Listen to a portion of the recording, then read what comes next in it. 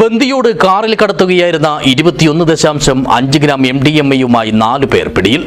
ജില്ലാ പോലീസ് മേധാവിക്ക് ലഭിച്ച രഹസ്യ വിവരത്തെ തുടർന്ന് വാഹന പരിശോധന നടത്തിയാണ് കുമ്പള പോലീസിന്റെ മയക്കുമരുന്ന് വേട്ട.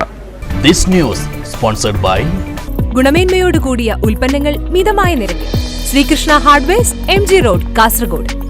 ഉപ്പള കൊടിബയൽ സ്വദേശിയും 33-കാരനുമായ ഇബ്രാഹിം സിദ്ദീഖ്, കാസർഗോഡ് അടുക്കത്തുവയൽ സ്വദേശികളായ 49-കാരൻ മുഹമ്മദ് സാലി, 28-കാരൻ മുഹമ്മദ് സഫാദ്, ഉപ്പള പ്രതാപനഗർ സ്വദേശിയും 30-കാരനുമായ മൂസ ഷെരീഫ് എന്നിവരെയാണ് കുമ്പള ഇൻസ്പെക്ടർ KP വിനോദ് കുമാറും സംഘവും അറസ്റ്റ് ചെയ്തത്. ജില്ലാ പോലീസ് മേധാവി D ശില്പിക്ക് ലഭിച്ച രഹസ്യ വിവരത്തെ തുടർന്നായിരുന്നു മയക്കുമരുന്ന് വേട്ട. വ്യാഴാഴ്ച രാത്രി 9 മണിയോടെ ബന്ദിയോട് വെച്ച് വാഹന പരിശോധന നടത്തിയ പോലീസ് കുമ്പള ഭാഗത്തേക്ക് വരികയായിരുന്ന പുതിയ സ്വിഫ്റ്റ് കാറിൽ നിന്നും MDMA കണ്ടെടുക്കുകയായിരുന്നു.